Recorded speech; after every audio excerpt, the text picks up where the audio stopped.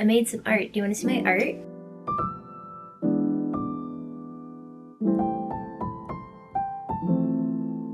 Hello, my name is Darby. Welcome to my channel.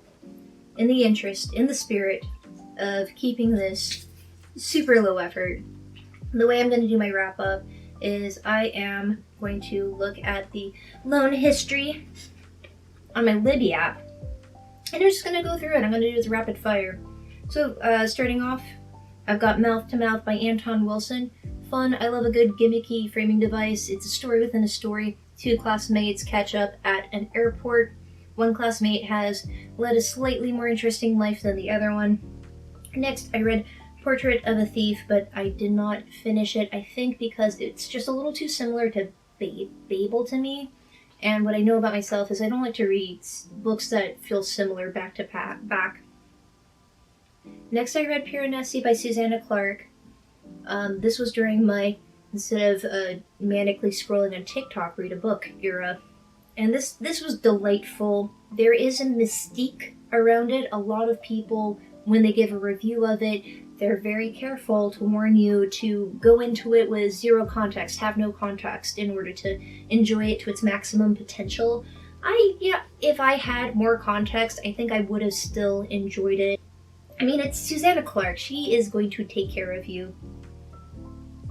Next, I read Queenie, and it's kind of an unromanced story because it is about the main character learning to love herself.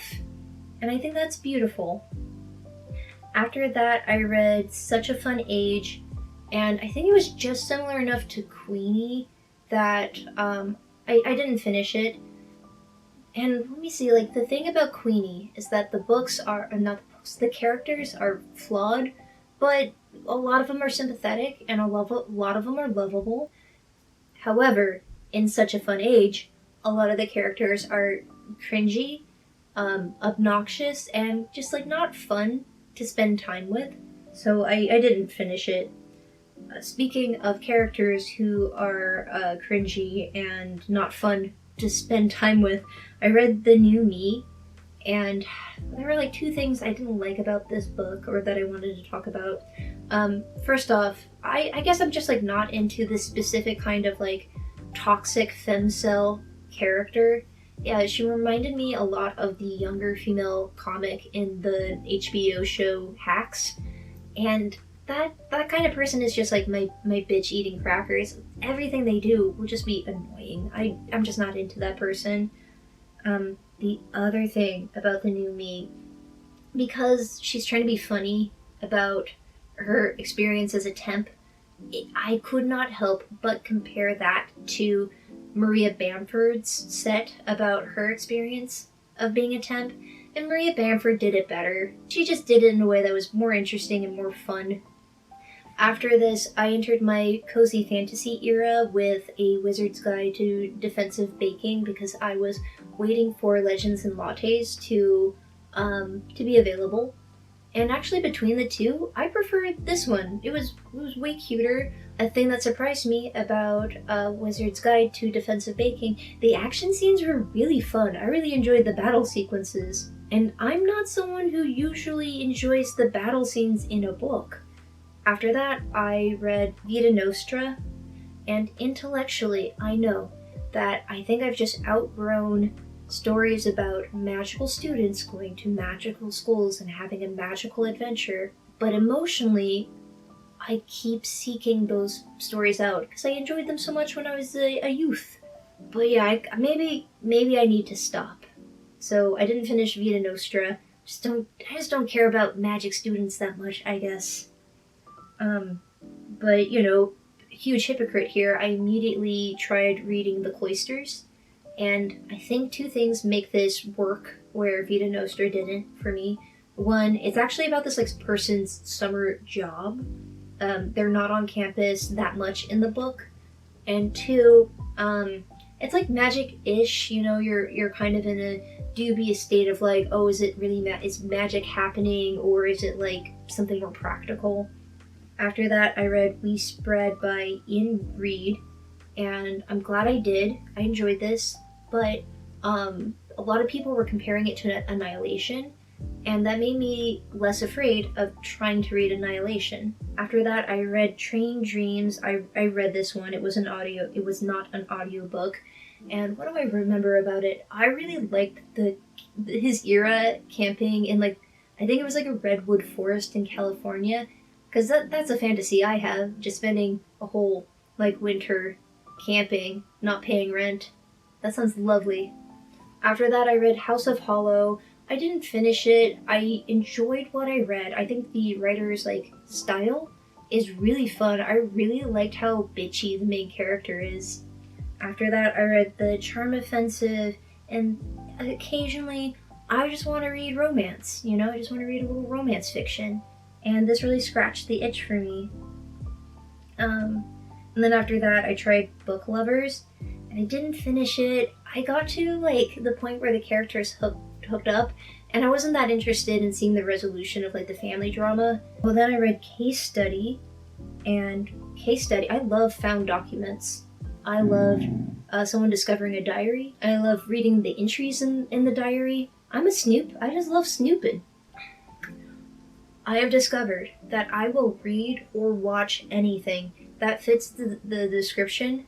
Rich people go to an island and have a bad time. And in the guest list, rich people go to an island and they have a very bad time. After that, I tried listening to The Candy House as an audiobook, and pro tip, don't do that.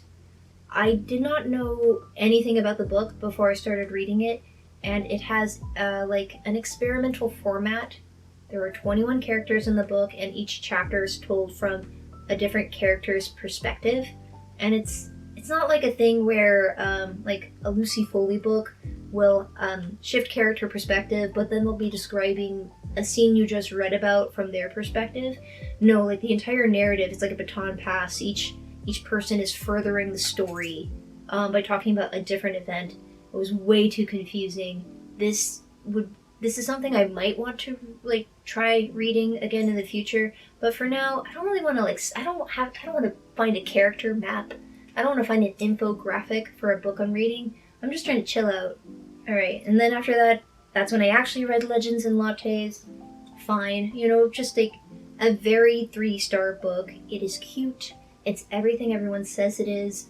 But was it my favorite cozy fantasy? No, I think there are other things in the genre that do it better. After that, I've got a Psalm for the Wild Built, and I think this ended my, like, cozy fantasy era because I enjoyed this book up until the point where the robot shows up, and he is so obnoxious and so irritating. I stopped reading immediately, and I think that ended my interest in cozy fantasy. So after that, I read This Poisoned Heart, and maybe this is a cozy fantasy. I mean, it's not like medieval, I don't know, fairies and elves setting, but it's cute and it's about magic.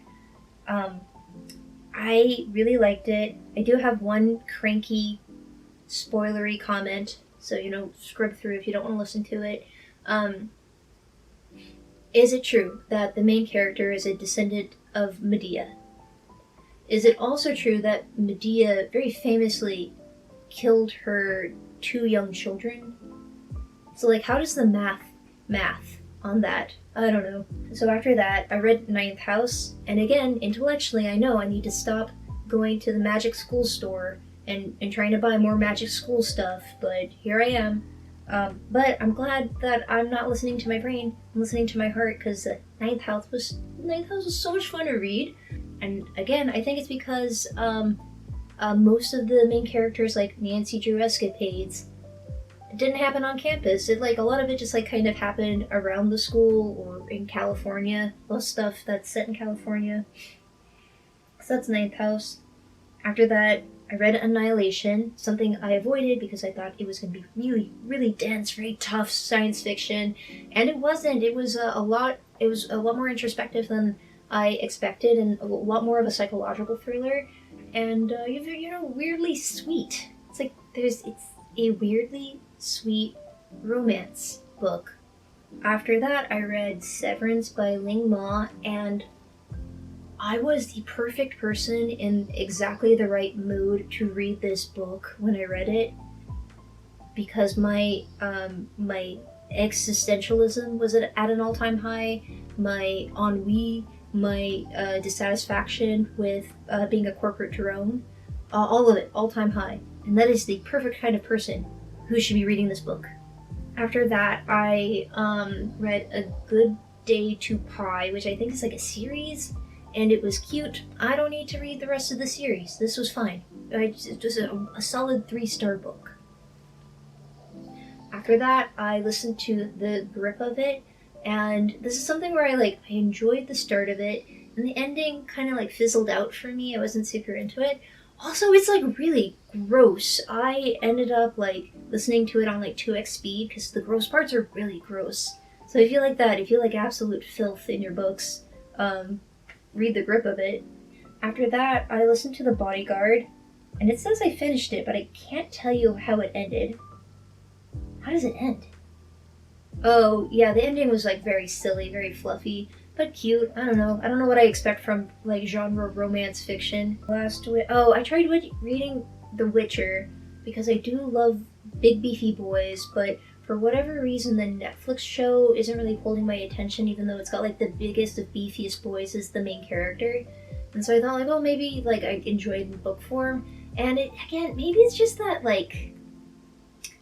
my big beefy boy doesn't have a lot of speaking lines. A lot of it is what do they call it? It's an interloper journey. It's a traveler, and each he has all these adventures in different villages or towns, and they give him different tasks to do. But he ends up being a very silent character, and as a result you end up spending more time with the people that aren't the big beefy boy. Anyway, that was me trying to read The Witcher. After that, I read My Year of Rest and Relaxation. It's my first Moshfegh book, and no one told me how funny this book is. It is hilarious. I thought it was going to be a little life, I thought it was going to be sad. I thought I was going to be weeping or something, but it is hilarious. When her shrink talks about how our minds are very powerful, and if we really concentrated we could walk through walls, but we don't, because the primary consequence of trying to walk through a wall would be death. It's so funny. This is a hilarious book.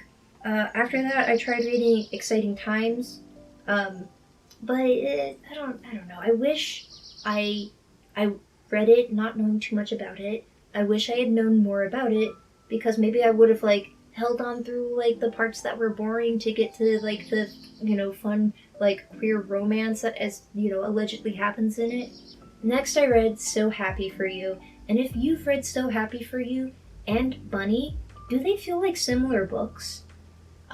Whatever was happening in Bunny, I feel So Happy for You kind of got to it quicker, and in a way that was, it just made more sense for me.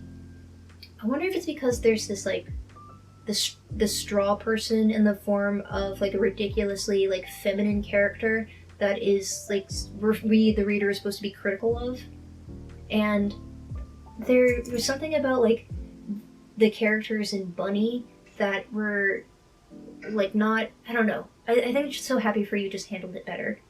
After that, I tried reading Hellbent, and I might try rereading this.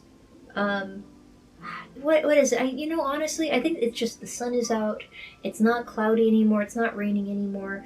I probably want to read girly, fun things right now, and Hellbent probably just isn't it. And so, because I'm in a girly romantic mood, I started reading Normal People, and I am en route to finish it. I know that most people say you either like Conversations with Friends or you like Normal People. I like them both.